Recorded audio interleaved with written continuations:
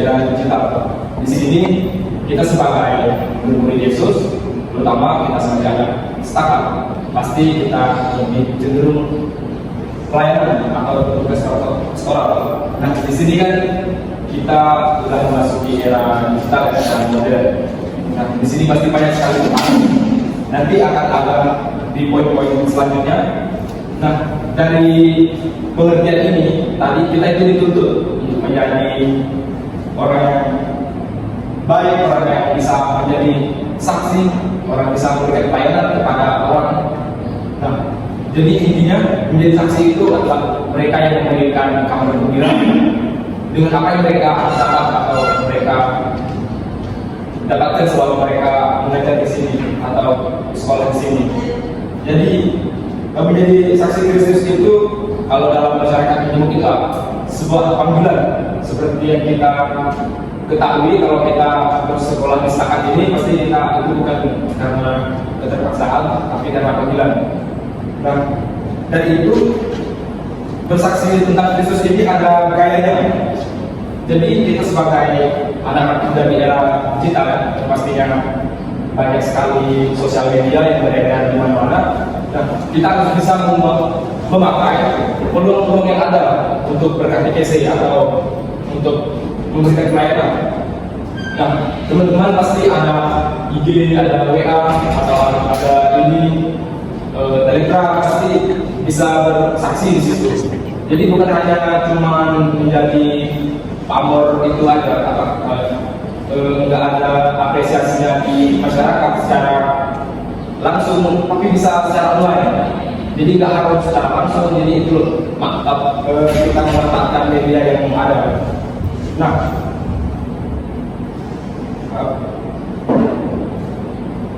untuk selanjutnya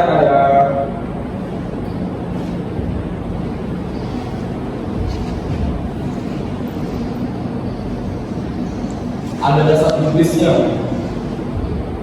Kok gerak sendiri?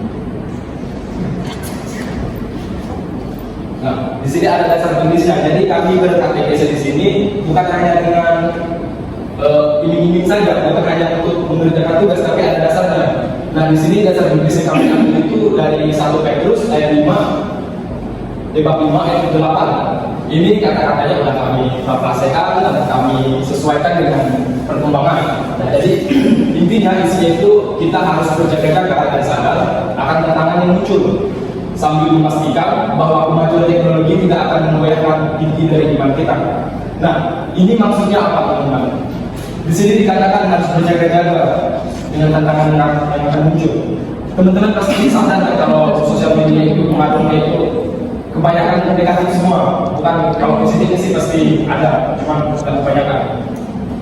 Kalau konten positif itu jarang orang nonton. Nah, di sini dikatakan juga bahwa teknologi ini bisa membayarkan dari inti iman kita. Nah, di sini makanya kami mengambil inti dari dasar Inggris ini agar iman kita itu tetap teguh dalam ajaran Kristus tadi. Nah, jadi nanti akan ada implementasinya dari dasar-dasar Inggris yang kita ambil dari tema ini. Nah, untuk selanjutnya itu mungkin sedikit penjelasannya. Kenapa kami memilih era digital? Kenapa kami harus memilih tema ini? Nah, karena kami sebagai kaki di sini nanti kami akan PPL. Kami juga akan bersaksi di tempat-tempat lain seperti di instansi yang lebih terpencil begitu. Jadi mungkin nanti kami nggak banyak gitu ya, nggak banyak ke online, lebih ke offline gitu, secara tatap muka. Nah, sekarang kan di sini buat ada dedikan. Kenapa kalian harus belajar ini?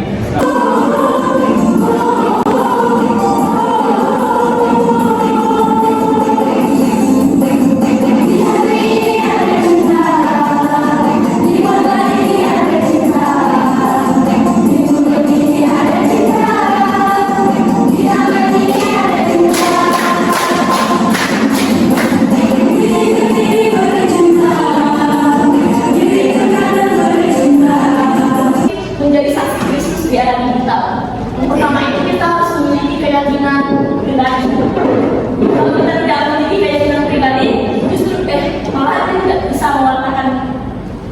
hal itu.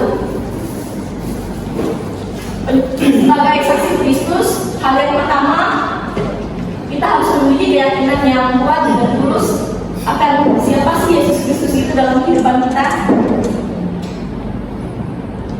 Keyakinan ini berasal dari hubungan pribadi kita dengan Tuhan melalui doa, membaca kitab suci, dan pengalaman spiritual.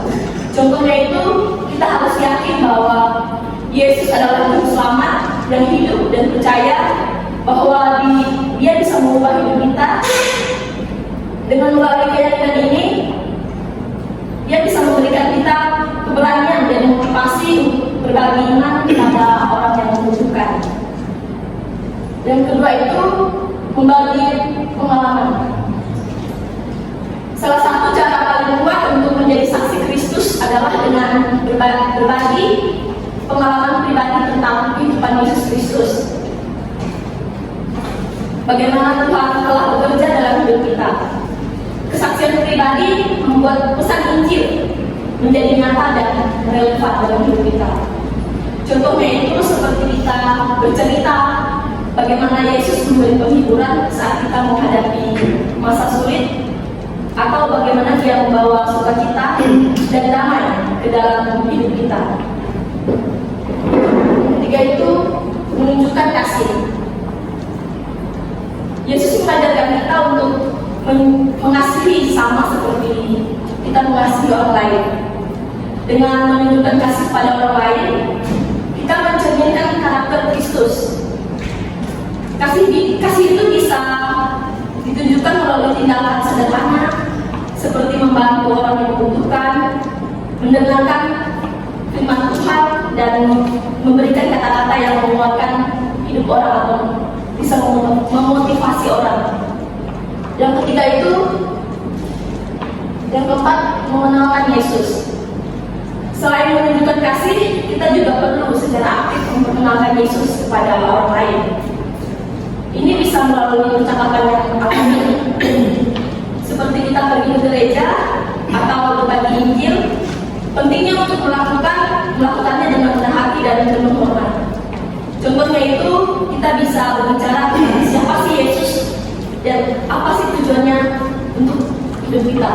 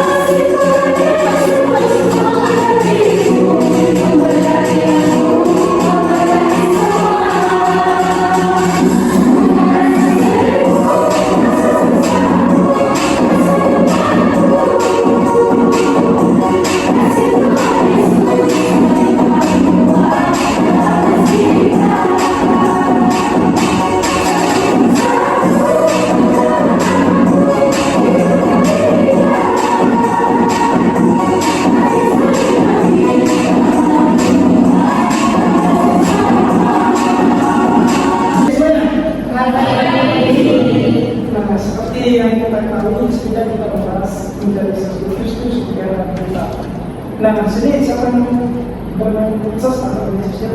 Semuanya main kan? Main. Semuanya.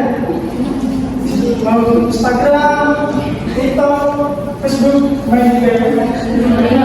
Di situ penjajah konten-konten yang merupakan seperti pengalaman yang khusus. Itulah yang contoh di dalam negara kita menjadi sesuatu. Nah, begitu pun juga di dalam kehidupan masyarakat maupun di lingkungan manapun kita bisa memanfaatkan dengan media sosial untuk membangun hubungan menjadi sesuatu Kristus di mana kita berada. Nah, di sini saya akan menjelaskan membagi pengalaman, membagi platform. Ada yang tahu platform bukan? Ada yang tahu? Hah? Nggak tahu ya? Platform itu seperti kita biasa kan? Kita mengirim Sel itu timbulnya adanya link. Nah, dengan cara itu kita juga bisa memberikan seni melewati video, kita bisa melewati platform. Nah, pendidikan itu merupakan online seperti aplikasi atau kursus digital yang digunakan untuk mengajar ajaran Katolik secara lebih dalam.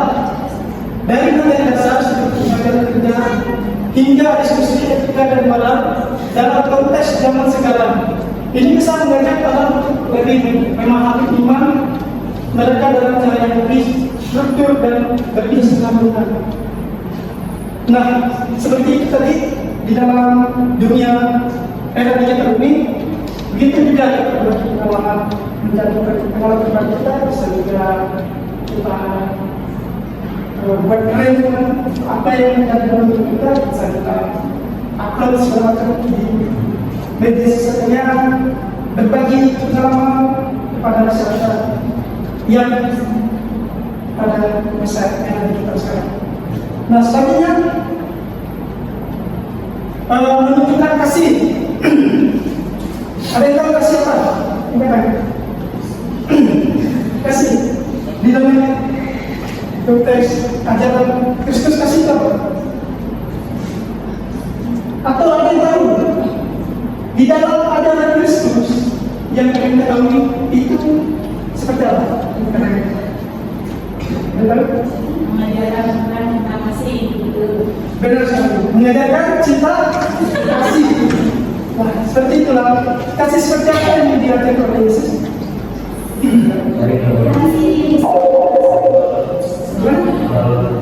Sebenarnya orang sesama itu cuma suka kasih pada mereka kesederhanaan. Seperti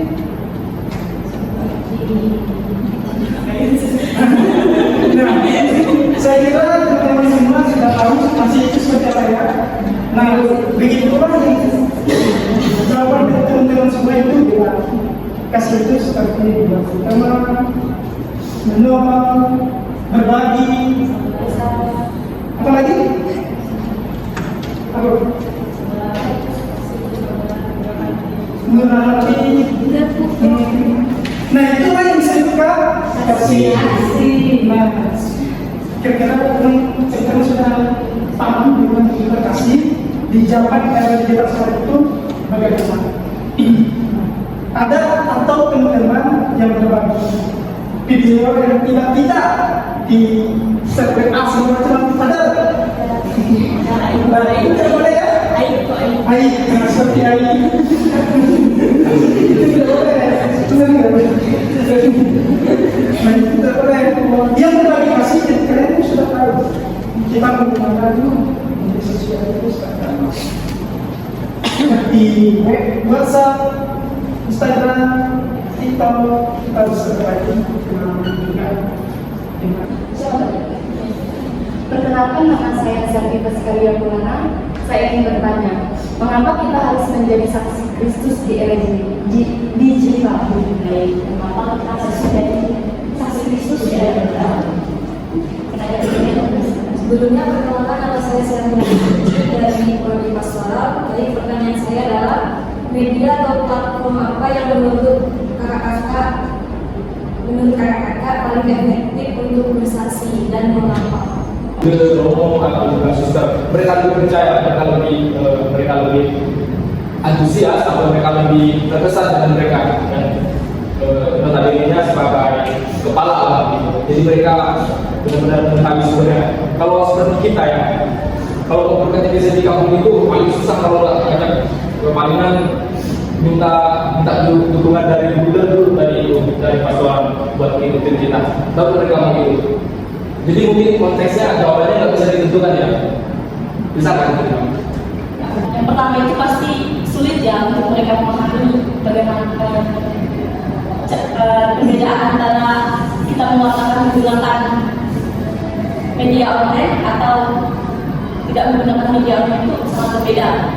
Yang pertama itu pasti mereka susah untuk menangkap apa yang dijelaskan.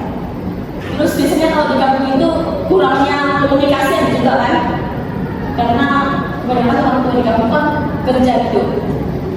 Beda dengan di kota sekarang, Kalau di kota itu orang tua zaman sekarang itu mereka sering pegang HP. Kalau kita di kampung itu sibuk sawah ladang atau yang lainnya. Karena kalau di kantin gajah itu Besar.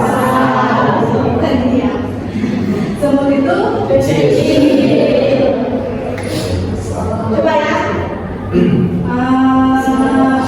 Ada seberapa? Gajah. Kecil.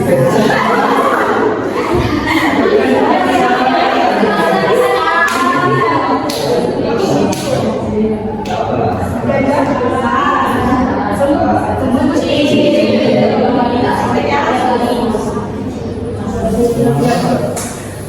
Semut Kecil.